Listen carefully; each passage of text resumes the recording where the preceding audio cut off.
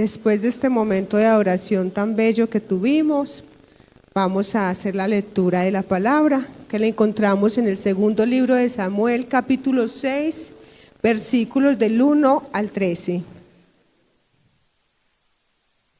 Segundo libro de Samuel, capítulo 6, versículos del 1 al 13. Estaremos leyendo solamente hasta el 13.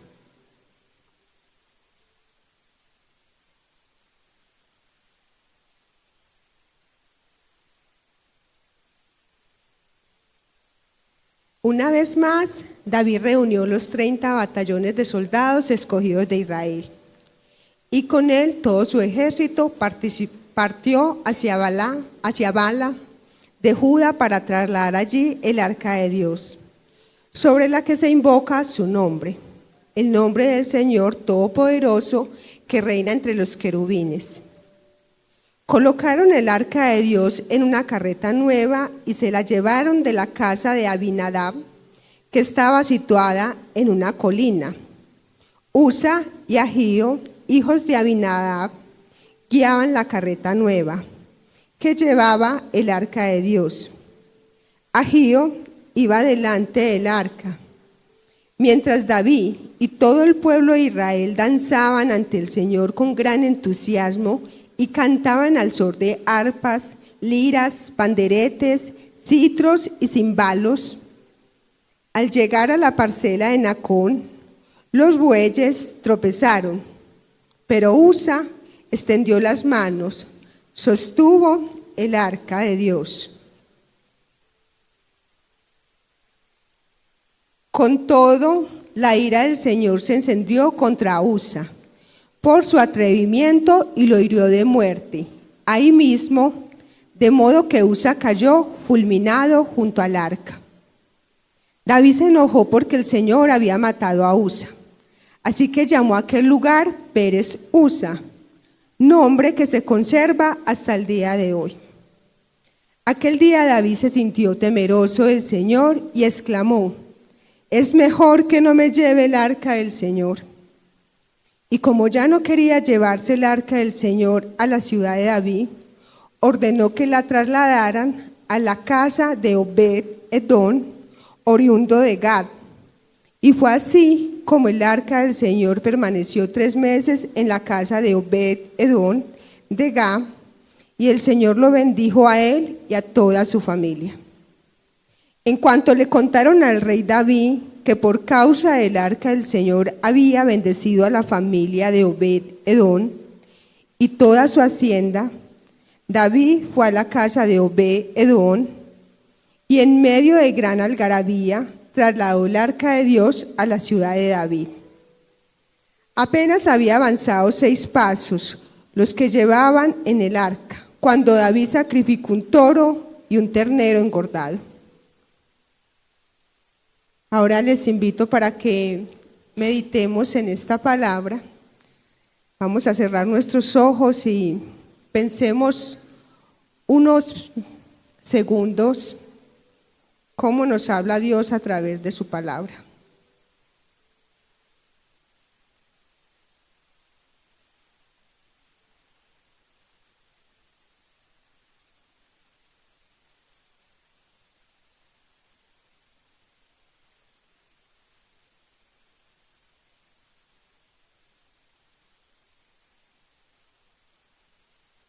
Mientras meditamos en esta palabra, piense cómo podemos cultivar un corazón que refleje la presencia de Dios en nuestras vidas. Medite ahí cómo podemos cultivar un corazón que refleje la presencia de Dios en nuestras vidas. Podemos cultivar un corazón con la obediencia, con la adoración, con la palabra, regocijándonos en Él. Y basados en este pasaje, ¿dónde te imaginas? ¿O dónde te gustaría verte? ¿Dónde te ves en el pasaje?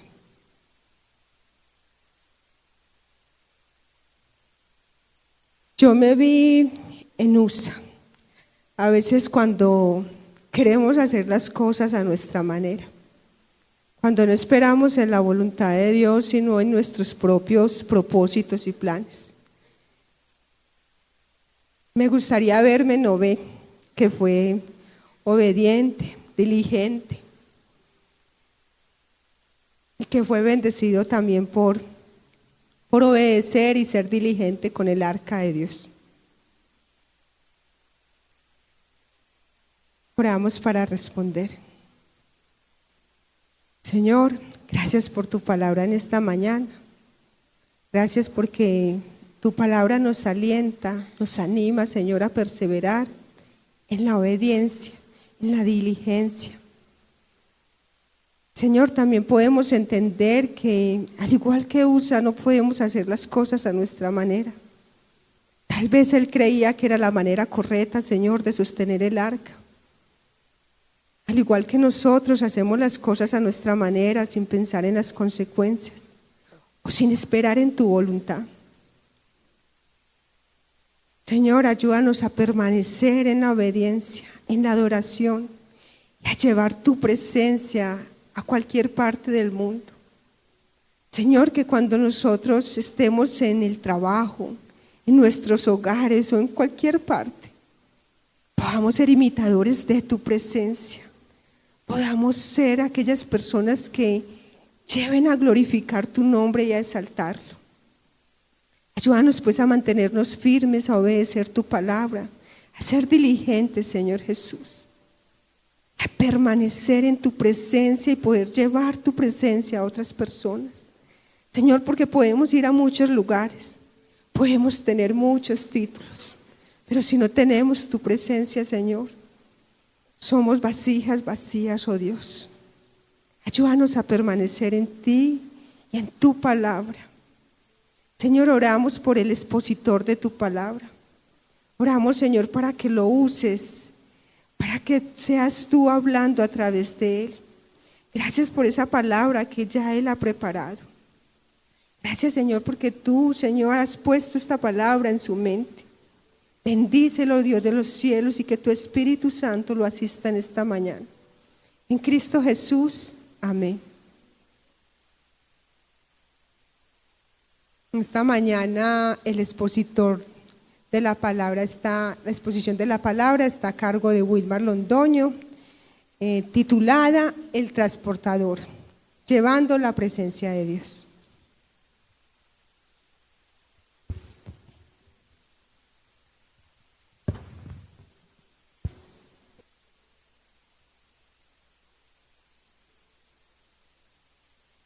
La gracia y la paz de Dios con ustedes, mis hermanos.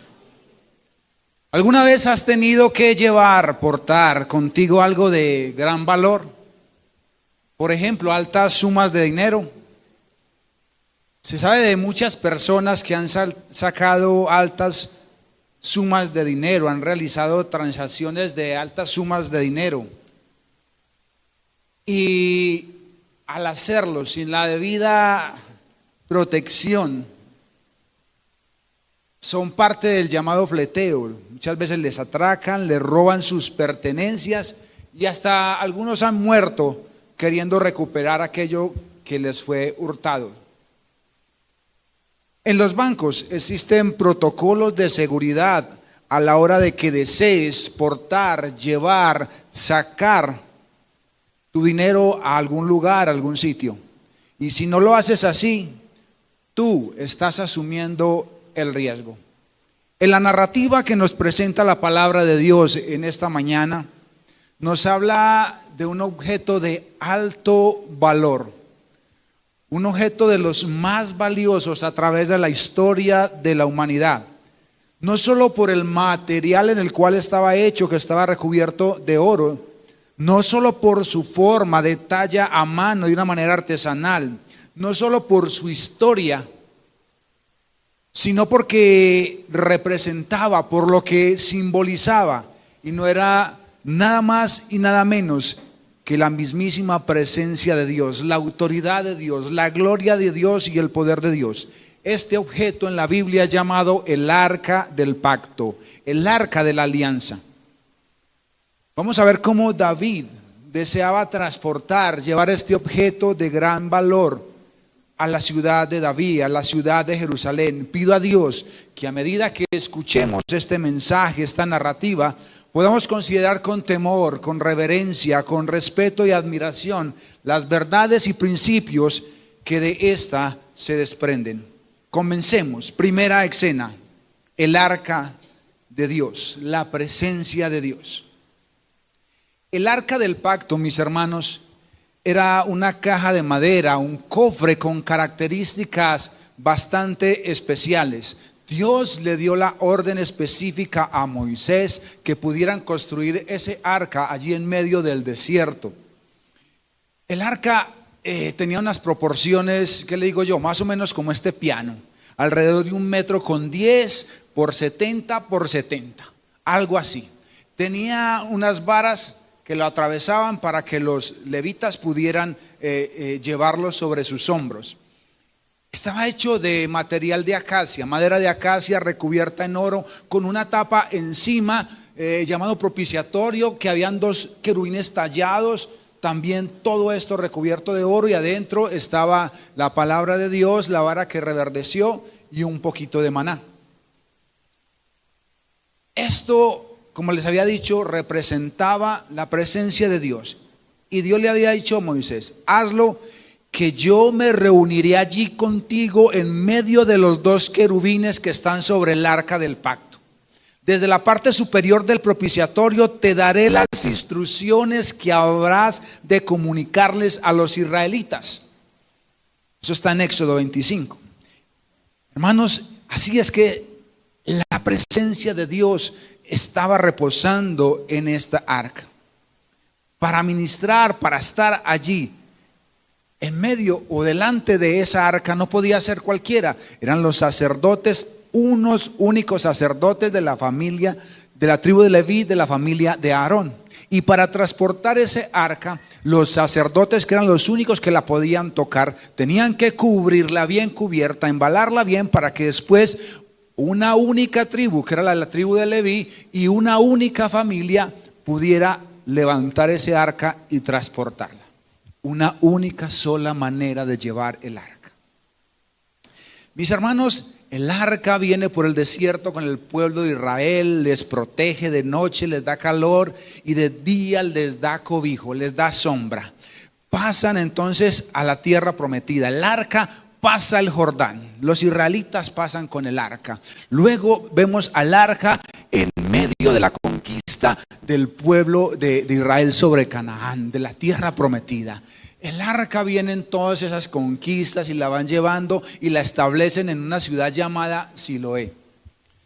Allí vemos el arca. Durante ese tiempo, lo estoy haciendo muy resumido y muy general para que ustedes me entiendan cuál es el proceso del camino de esta arca. Allí es donde la historia, la palabra de Dios nos menciona que aparece el sacerdote Elí, sus 2 hijos, aparece luego Samuel, el profeta. Allí en la ciudad de Silo, que era un centro de culto de Israel. Es allí donde los hijos del sacerdote Elí pecan contra Dios y están en sus batallas de conquista contra los filisteos. Y una vez en una de las batallas dijeron los israelitas, porque habían perdido una: traigamos el arca porque la presencia de Dios nos da la victoria. Entonces ellos, convencidos que así iba a ser, levantan el arca y se la van llevando al campo de batalla. Y oh sorpresa, cuando llegan con el arca, los israelitas gritan fuerte, la tierra se estremece y los filisteos dicen: aquí llegó la presencia de Dios, la que hemos escuchado que sacó ese pueblo de Egipto. Así es que, filisteos, tomen fuerza porque la batalla va a ser feroz. Y realmente pelearon los filisteos contra el pueblo de Israel que tenía el arca, y oh sorpresa, perdió el pueblo de Israel. Los filisteos capturan el arca, toman el arca y se la llevan a una ciudad llamada Asdod.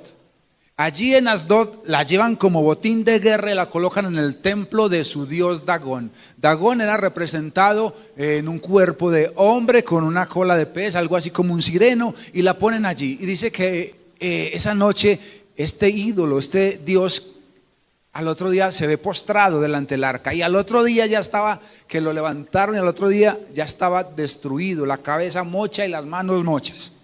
Y empieza una enfermedad, unas úlceras, unos tumores en ese pueblo de Asdod de los filisteos, y ellos le dicen, no, pues pasemos esta arca a los vecinos de nosotros, y le dicen a otros filisteos de otra ciudad llamado Gad, venga, tengan ustedes esta arca ahí, y se la pasan a ellos, y pasa exactamente, la presencia de Dios en medio de ellos trae maldición sobre ellos. Y los de Gad dijeron, no, entonces nosotros tampoco nos vamos a quedar con esto. Se la pasaron a otra ciudad de los filisteos llamados Ecrón.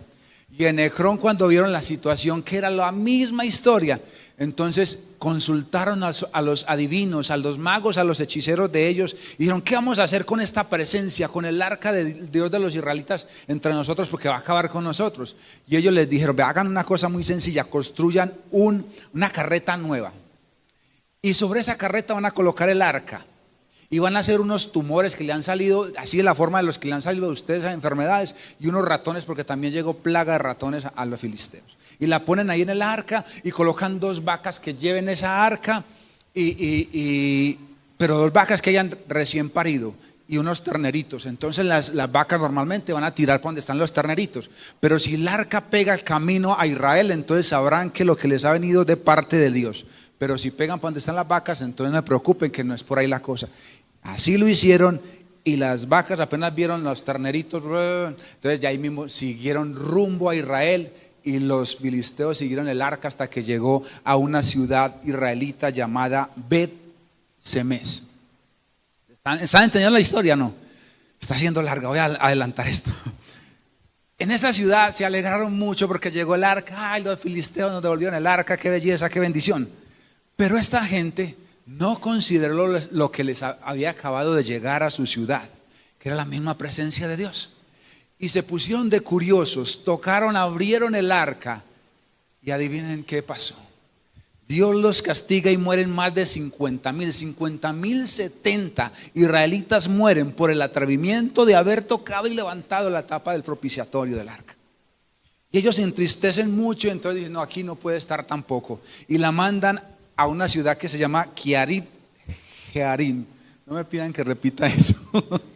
Donde un señor Abinadab, y allí está. Entonces Abinadab, en esta ciudad consagran a uno de los hijos de Abinadab que se llamaba Eleazar, lo purifican, lo santifican para que estuviera guardando el arca. El arca estuvo allí durante aproximadamente 20 años. Y ahí es donde ocurren las guerras, muere Elí, muere sus hijos, Saúl es coronado rey, luego empieza la guerra de Saúl con David, luego Saúl y sus hijos mueren, y luego Saúl es coronado rey. Y ya cuando Saúl es coronado rey, David es coronado rey, es allí entonces donde en el corazón de David dijo, voy a llevar la presencia de Dios a Jerusalén.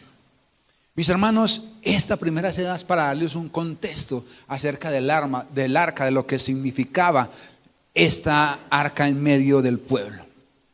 David entonces propone llevar el arca del Señor a Jerusalén. Segunda escena, llevando la presencia, el arca de Dios sin obediencia. El arca estaba en casa ¿de quién? De Abinadab. Samuel había muerto, ya les dije, Saúl, sus hijos. David era proclamado rey, y David se propone llevar al arca. Reúne al pueblo en asamblea y les propone transportar la presencia de Dios hasta Jerusalén. Y mire lo que dice David. Esto está en la primera carta de Crónicas, capítulo 13. Esta narrativa que yo les estoy compartiendo hoy está en segunda de Samuel 6 y en primera de Crónicas. Entonces, una primera de Crónicas nos va a complementar esta narrativa. Y dice David: traigamos el arca de nuestro Dios a nosotros, porque desde el tiempo de Saúl no hemos hecho caso de ella. Hágame el favor. Es sumamente importante lo que David está diciendo aquí, porque ¿cómo es posible, mis hermanos, que se habían olvidado de la presencia de Dios? ¿Cómo no le estaban otorgando la honra de vida a el arca que estaba allí en medio de ellos? El rey Saúl no era un hombre que consultara o buscara la presencia, el consejo de parte de Dios. Por el contrario, David sí lo hacía. Y David se dio cuenta de cómo estaban pecando, dejando el arca sin ser atendida, sin ser consultada, sin acercarse a la presencia de Dios. Y en eso, mis hermanos, tal vez nos parecemos mucho nosotros. Tenemos la presencia de Dios a través de su palabra, de la Biblia, pero no la consultamos, no le hacemos caso. Tenemos el Espíritu Santo, pero no le atendemos, porque estamos diciendo: Señor, Señor, pero ¿a qué distancia está nuestro corazón del Dios al cual nosotros llamamos Señor, pero no le hacemos caso? Hermanos, no estamos consultando, porque cuando el Señor Jesucristo entra a tu cuarto y cierra la puerta tras de ti y habla con tu Padre que está en lo secreto, ¿y hace cuánto no entramos a consultar a nuestro Padre en lo secreto? ¿Hace cuánto no hacemos caso, no consultamos la presencia de Dios? Congregación Dios para Todos. Dice la palabra que se levantó David con el pueblo para transportar el arca hasta Jerusalén. Eran 14 kilómetros aproximadamente. Mire, el arca estaba ahí pegadita, lo que hay de aquí a Minas.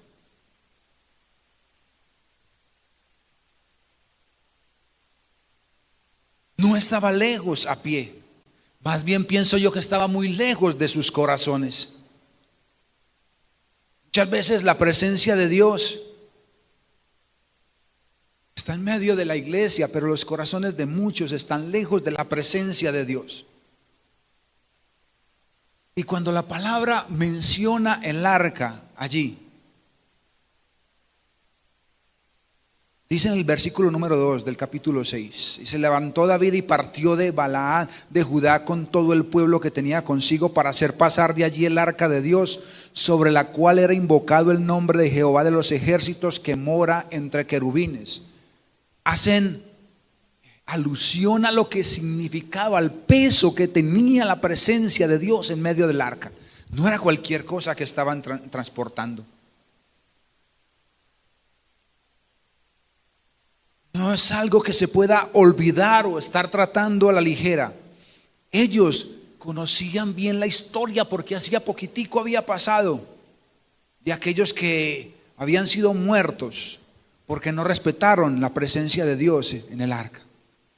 Dice la palabra de Dios que David se propuso con todo ese pueblo que trajo y esa asamblea llevar el arca. Y adivinen qué hizo David: construye una carreta nueva, un carro nuevo, y va a la casa de Abinadab y monta el arca en la carreta, cuando Dios ya había dicho que debía transportarse de una única manera. ¿Y cómo era? En hombros de los levitas. Y le dicen a Abinadab: bueno, nos vamos a llevar el arca, por favor préstanos a tus hijos Usa y Agío para que nos guíen la carreta. ¿Y qué pasó con Eleazar, que había cuidado esa carreta 20 años? Me pregunto yo, que era el que sabía cómo es que se transportaba el arca. ¿Qué pasó con él? Porque esta manera de transportar el arca ya se había visto antes. Era la manera de cómo los filisteos la habían transportado. Estaban copiándole a los filisteos el cómo tratar la presencia de Dios. Y muchas veces nosotros estamos preguntando al mundo cómo poder llevar la presencia de Dios en nosotros. Y le copiamos al mundo de cómo debemos nosotros honrar la presencia de Dios. Eso es lo que estaba haciendo David.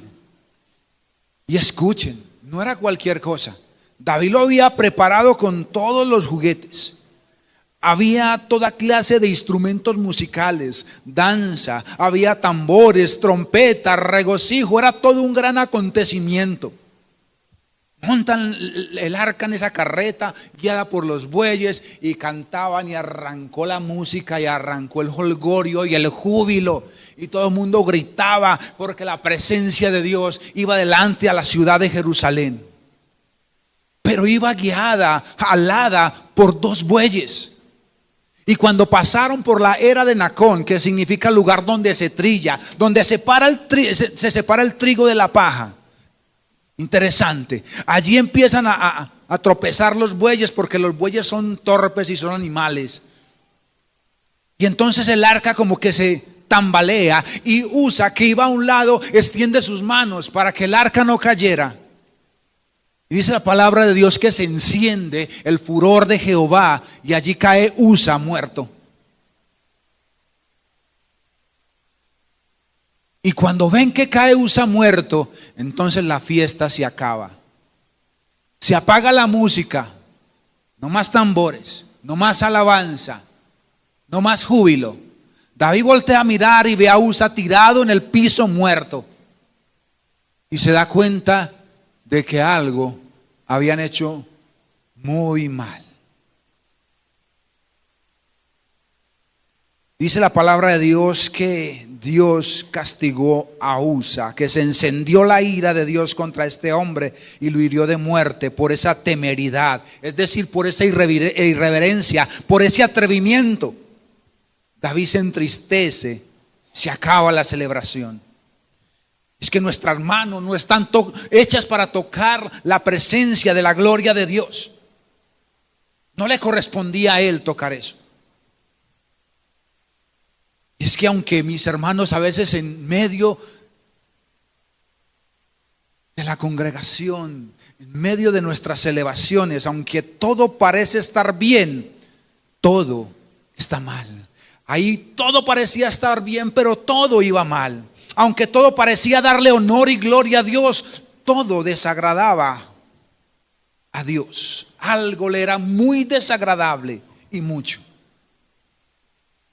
Muchos nos hemos preguntado, ¿y por qué Dios mató a Usa si aparentemente estaba haciendo algo bueno? Estaba impidiendo que el arca cayera al piso. La estaba protegiendo. Hermanos, Usa no consideró algo muy importante. Que no se puede tratar lo sagrado, escúchenme bien, como algo ordinario. No se puede tratar lo sagrado como si fuera algo ordinario.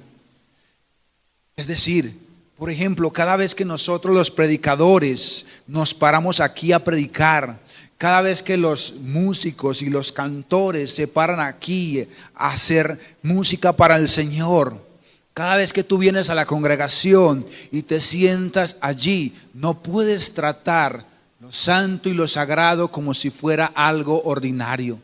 Nosotros debemos temer porque estamos delante de la presencia de Dios.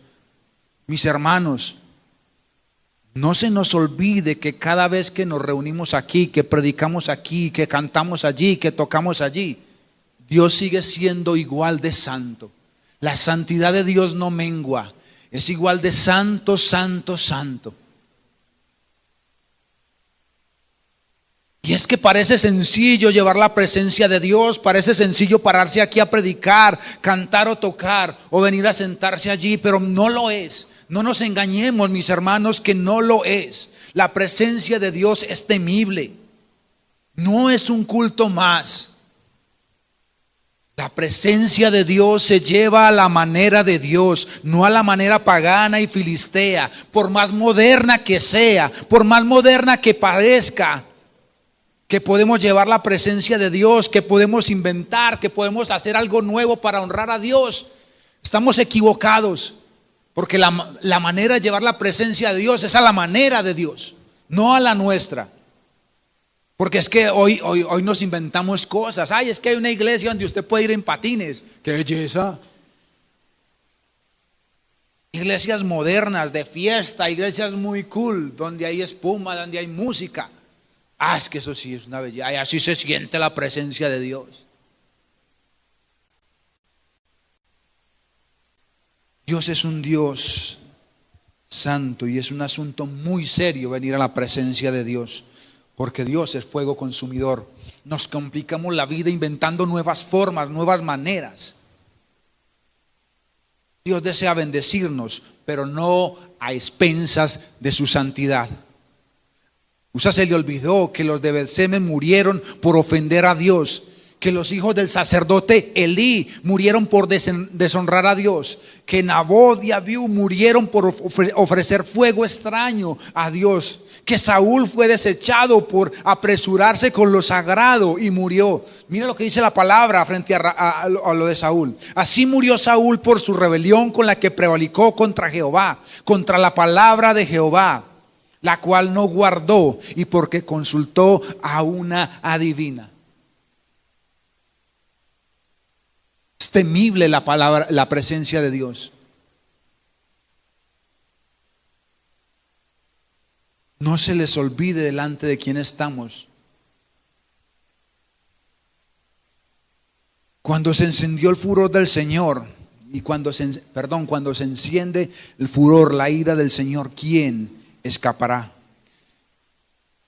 Que los muchos años y los muchos cultos no nos hagan olvidar de lo muy santo y muy temible que es la presencia de Dios en medio de nosotros. ¿Es importante esto o no, iglesia? Porque si queremos hacer misión, visión y propósito, deberíamos empezar temiendo a Dios y llevando su presencia como Él lo pide. Usa pensó que se trataba de un trasteo, de un mueble más, y no lo era. Dice un pastor que se llama Ricardo Caballero: nunca habrá un exceso de respeto, de temor, de reverencia, de celo por Dios y su palabra. Nunca habrá un exceso de eso que sea peligroso, pero un exceso de confianza sí puede matar cuando de lo sagrado, cuando de la presencia de Dios se trata. Yo honraré a los que me honran, y a los que me desprecian serán tenidos en poco. Recordemos, mis hermanos, que las buenas intenciones no son sustituto de la obediencia a Dios. ¿Cómo estamos tratando y transportando la presencia de Dios en nuestras vidas? ¿Cómo estamos nosotros llevando lo que es santo y lo que es sagrado?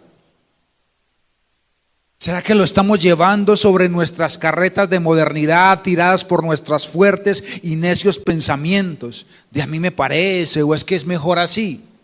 Es que ya son muy obsoletos, es que la Biblia es muy antigua, lleva más de 3, 4, 5 mil años. ¿Por qué no modernizamos esto y llevamos la presencia de Dios de otra forma? Eso debe agradar al Señor.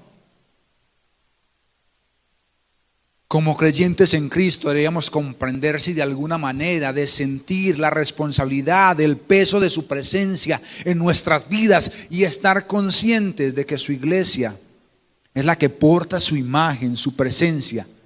Y esto se debe hacer con respeto, con consagración, con santidad, con reverencia, sí, con júbilo, con gozo de saber de que no solo está aquí, sino que está en medio de nosotros, en nosotros. Cuidado pues con lo sagrado, lo que es de Dios. Cuidado pues con lo consagrado, lo que es apartado por Él y para Él. Observemos que fue un momento, un momentico, que bastó para que se encendiera la ira del Señor. Un momento de alegría, de reunión en el que ocurrió esto.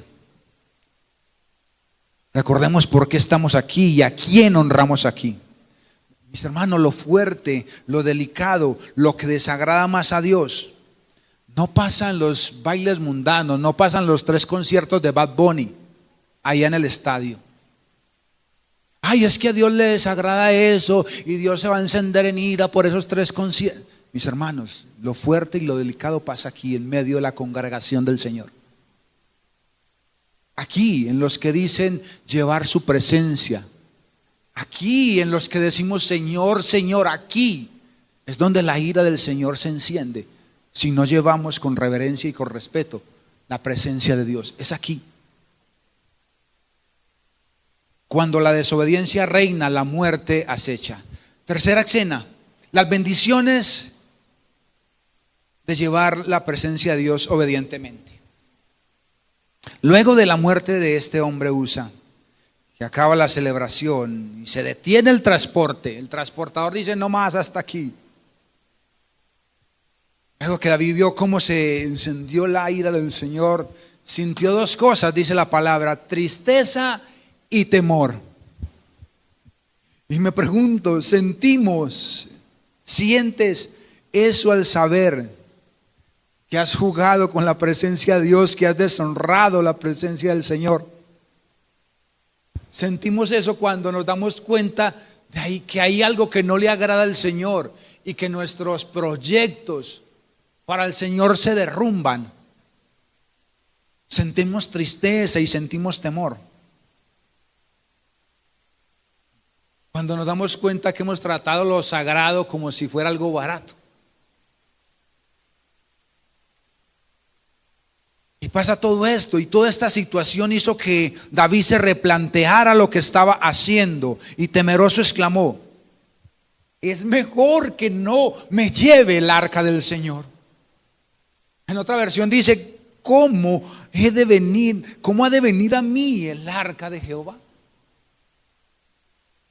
Es decir, David hizo un alto, David no insistió, se dio cuenta de que el Señor no le agradó algo, paró todo su proyecto. Él deseaba saber qué hizo mal y poder repararlo. David dijo: no, llévese en el arca de aquí hasta la casa de Obed-Edom. No más. Hasta que no sepamos qué ha ocurrido aquí, no vamos a trasladar el arca hasta Jerusalén. No insistió en su maldad y en su pecado, en su desobediencia, sino que dijo: espere, voy a meditar qué es lo que ha pasado. Tal vez sea hora de que paremos con aquello en lo que Dios te ha mostrado que hay algo que a Él no le gusta, por más que a mí y a ti te guste. Hermano, hermana, estás insistiendo o estoy insistiendo en algo que a la luz de la palabra de Dios no le agrada. Dice Dios esta mañana: para, no insistas. Tu desobediencia genera muerte.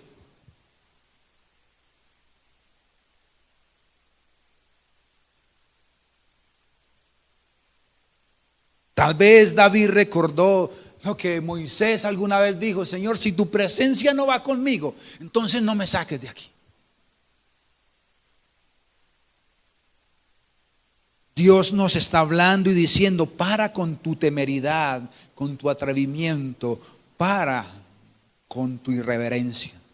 David en su meditación envió el arca allí a casa de este hombre Obed-Edom. David había, mis hermanos, conquistado Jerusalén con luchas, con batallas, con guerras, con el favor de Dios. Jerusalén, que era la capital ahora.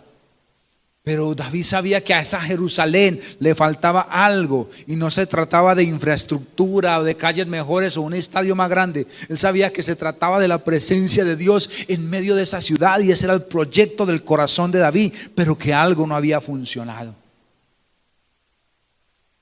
Que Jerusalén no sería igual sin la presencia de Dios. Por eso él deseaba con todo su corazón llevar ese proyecto a cabo.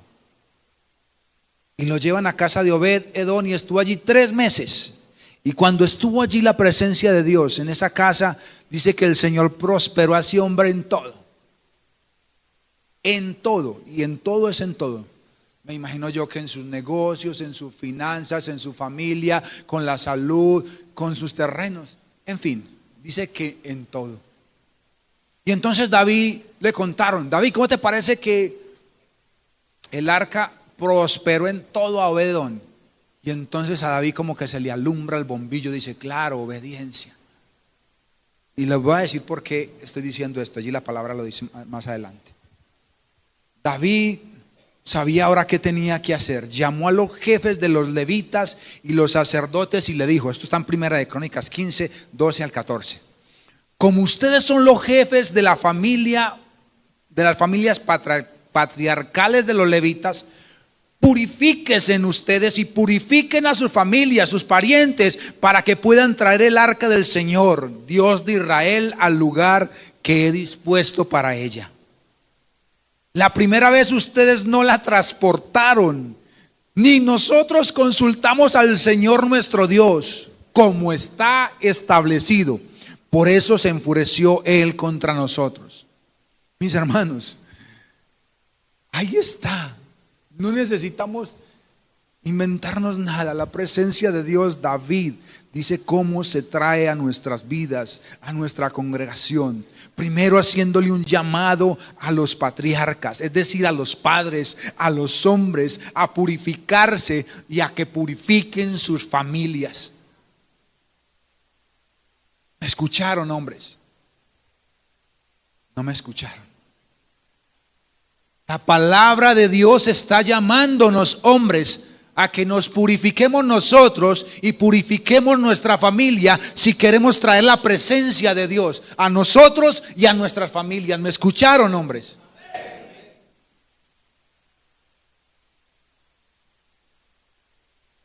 David dice más, dice que por no haber consultado a Dios y a su palabra de cómo hacerlo. Hermanos, la Biblia está allí para nosotros. Tenemos versiones las que queramos. ¿Por qué no la consultamos? Mari, ¿cómo de traer la presencia de Dios a mi vida? Usted que vino por primera vez, por segunda, por tercera vez, yo sí quisiera experimentar la presencia de Dios en mi vida. Yo sí quisiera ver qué es la gloria de Dios obrando en mi vida. Mi hermano, venga la palabra de Dios para que conozca al Dios de verdad. Y este Dios de verdad puede hacerle libre. Y siendo libre usted pueda llevar la presencia de Dios. No basta con una buena intención si no hay instrucción, si no hay palabras, si no hay Biblia. Es más, no basta con una buena intención si no hay obediencia. La palabra de Dios dice ahí que David, luego que se dio cuenta de esto, él se vistió con un lino, con un vestido así de lino, con una túnica, algo así. Luego dice la palabra de Dios que también volvió a traer los cantores y todo, y ahora sí puso a unas personas a dirigir el canto de una manera especial, música, tambores, toda la vuelta. Entonces se trae la presencia de Dios con sacrificios, porque ¿sabe qué dice la palabra de Dios? Que entonces ahí sí cogieron los levitas después de que se hubieron purificado de la casa de los Coat. Montaron el arca en sus hombros y empezaron a marchar. 1, 2, 3, 4, 5 y 6. Y paren ahí, dijo David. ¿Qué pasó? Vamos a sacrificar holocaustos al Señor. Hicieron sacrificios a Dios. 6 pasos. Paren ahí, no lo vamos a hacer como la primera vez. Vamos a sacrificar. Vamos a hacerlo con sacrificio, con ofrendas para el Señor. Y así David ahora sí pudo transportar la presencia de Dios hasta Jerusalén. Mis hermanos, el arca realmente ahora sí llegó a Jerusalén y produjo gozo, bendición y provisión. David dijo, esto está muy bueno. Entró saltando, remolineando, bendijo al pueblo porque la presencia de Dios ahora estaba en sus proyectos, ahora estaba donde debía estar. Y ahora sí lo habían hecho con obediencia delante de Dios. Y ahora sí sabía que Dios se había agradado de esto. Y entonces él bendijo al pueblo. Y donde está la presencia de Dios hay bendición y hay provisión. Porque David le dio a cada uno. Y era un viajado de gente, más de 30,000. Vea, usted lleve pan, pescado y torta de harina. Y váyase para su casa feliz y contento. Y todos se fueron bendecidos y con provisión. Porque la presencia de Dios ahora sí estaba allí. Mis hermanos, hay algo que veo yo, que viene todas las cosas que la Biblia registra que David hizo. Venció a un gigante, Goliat. Venció, por allá dice que él luchaba contra los osos y los cascaba cuando trataban de robarle las ovejitas. Sus tesos. Que ganó muchas batallas, que se defendió de Saúl, que lo ungieron como rey, pero en ninguna de esas ocasiones la Biblia registra el gozo que David sintió cuando se llevó la presencia de Dios a la ciudad de David. La alegría, el júbilo, él estallaba de gozo y de alegría. Con razón lo llaman un hombre conforme al corazón de Dios, porque para David lo más importante era la presencia de Dios en medio de él y de su corazón. Lo tercero, y bueno, y ahora la presencia de Dios, lo cuarto, perdón, y ahora la presencia de Dios en medio de nosotros. La presencia de Dios hoy en medio de nosotros. A David le produjo gozo, alegría. ¿Qué te produce a ti la presencia de Dios? ¿Qué te produce?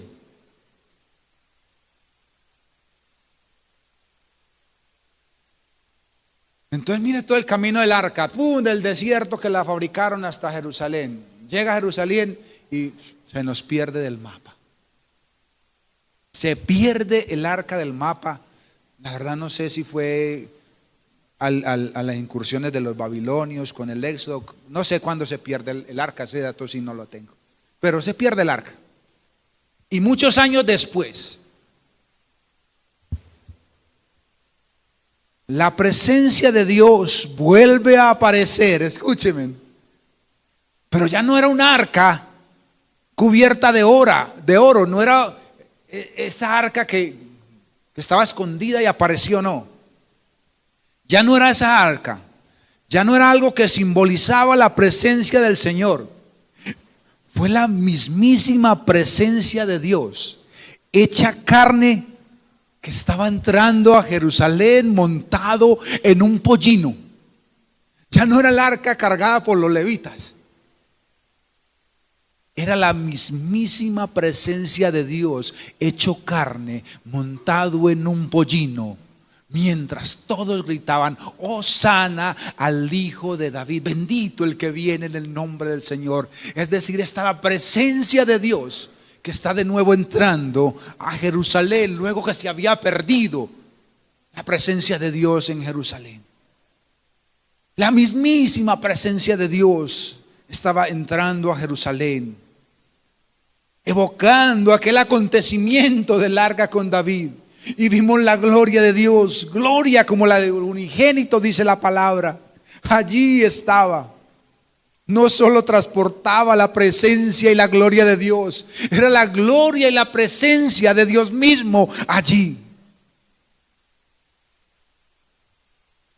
Ese Jesús, mis hermanos, que estaba entrando como presencia divina, vino para no dejarnos vacíos de la presencia de Dios, del Dios vivo, del Dios que da la vida. Ese Jesús vino para mostrarnos al Padre. Dice ese Jesús: en ese día conocerán que yo estoy en el Padre, que ustedes están en mí y que yo estoy en ustedes, dice Juan 14:20.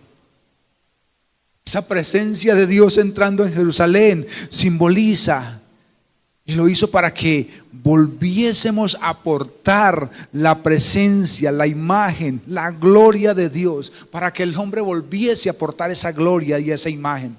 Dice el apóstol Pablo: para que habite Cristo por la fe en nuestros corazones. Ya no habitará más por allá en un lugar santísimo donde a nosotros nos era prohibido entrar, donde solamente uno podía entrar y un ratico. Ahora el velo se ha rasgado y todos podemos entrar a la presencia de Dios. No sé para usted qué signifique esto, pero esto es poderoso para cada uno de nosotros. Sobre todo vino para que podamos ser templos, moradas de Dios. ¿No sabéis que sois templo del Espíritu Santo, el cual es de Dios y que no es vuestro? Somos moradas, somos templos, somos tabernáculo de la presencia de Dios. Esperen en Jerusalén hasta que yo envíe la promesa del Padre, la cual oísteis que viene de mí y estará en ustedes. Y viene la presencia de Dios a nuestras vidas por la fe en el Espíritu Santo que ha sido derramado en cada uno de nosotros. Si queremos ser portadores de la presencia de Dios, ya no podemos vivir de cualquier manera. Ya tenemos que permitir que Cristo viva en nosotros. ¿Y cómo hago para que Cristo habite en mí? Pues deja de habitar tú, deja que Él habite en ti. La presencia de Dios, cuando la honramos y llevamos con obediencia, trae paz y gozo. Pero cuando somos temerarios y desobedientes, trae terror y destrucción. Estoy concluyendo, mis hermanos. Transporta la presencia de Dios, tráela a tu vida, a tu casa, a tus proyectos. Expresa esa presencia de Cristo en tu vida. Expresa la gloria, bendice el nombre de Dios en ti y en tu vida. Recuerda que en un instante se puede ofender a Dios. No juguemos con su presencia. Él no pierde santidad con los años, no pierde santidad por la cantidad de cultos a los que nosotros hayamos venido. Él sigue siendo santo, santo y santo. Y es santo, santo, santo dentro de todos y cada uno de nosotros. ¿Lo habían pensado así, mis hermanos? El Espíritu Santo es tan santo, tan santo, tan santo, que nosotros como templo debemos rogar al Padre que nos ayude a no ofenderlo, a no entristecerlo. Por las misericordias del Señor, no nos ha pasado lo que le pasó a Usa, porque nosotros hemos jugado a tocar la gloria de Dios. Hemos jugado con lo sagrado. Y por la misericordia de Jehová no hemos sido consumidos, porque nunca cayeron sus misericordias, porque nuevas son cada mañana. Por eso, mis hermanos, no caigo yo muerto aquí, o desde hace tiempo. Y por eso, mis hermanos, no han caído ustedes muertos, por las misericordias del Señor. Hay una única forma de llevar la presencia de Dios, y es en santidad. No inventemos más. Vengamos confiadamente a su presencia, pero no con confiancitas. Tú que tienes tiempo de conocer el Evangelio y tú que vienes por primera vez, llévate esto en tu corazón. El que obedece sus mandamientos permanece en Dios y Dios permanece en él. ¿Y cómo sabemos que estoy transportando la presencia de Dios? ¿Cómo sabemos que Él permanece en nosotros?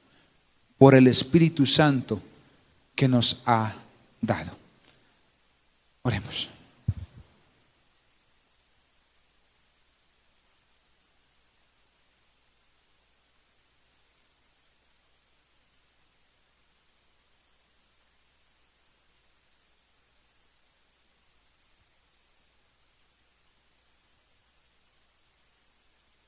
¿Qué tienes para decirle al Señor al haber escuchado esta palabra, mi hermano?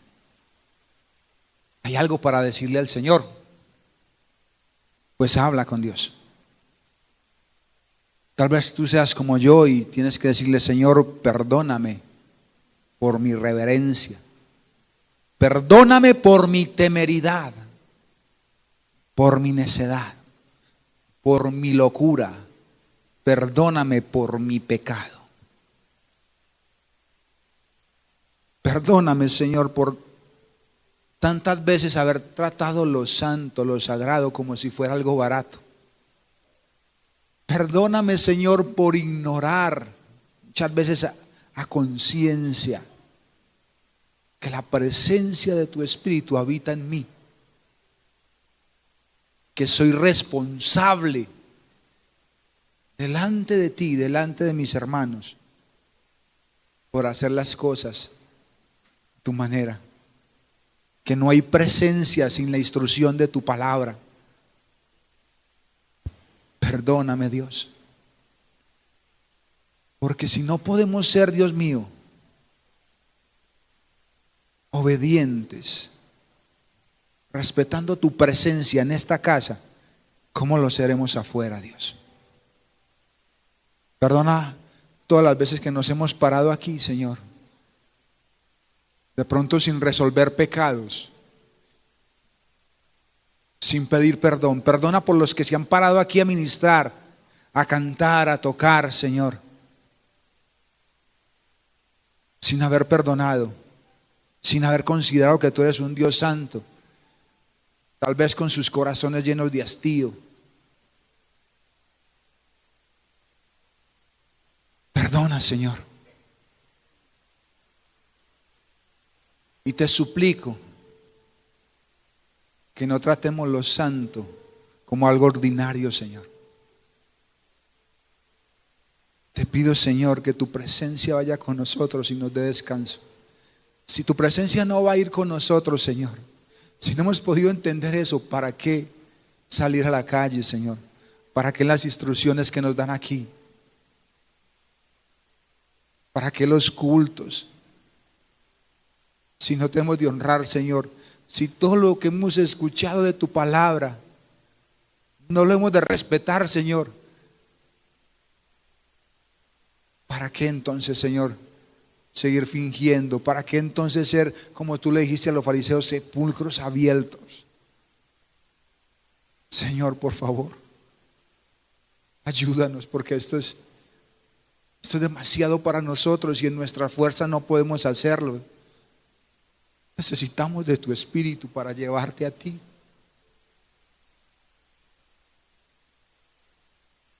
Señor, mira esta congregación.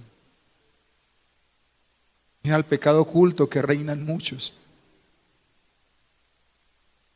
Por favor, trata con sus corazones para que tu presencia no se aparte, porque eso sí,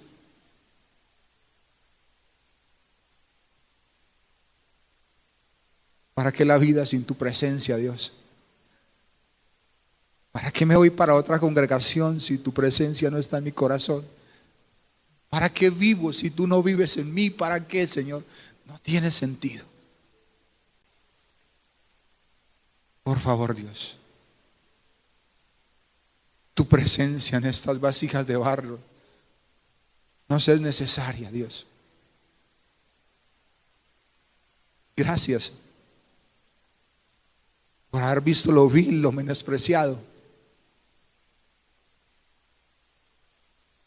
y haberse fijado en mí para que tu Espíritu Santo pudiese posar en mí y en cada uno de nosotros.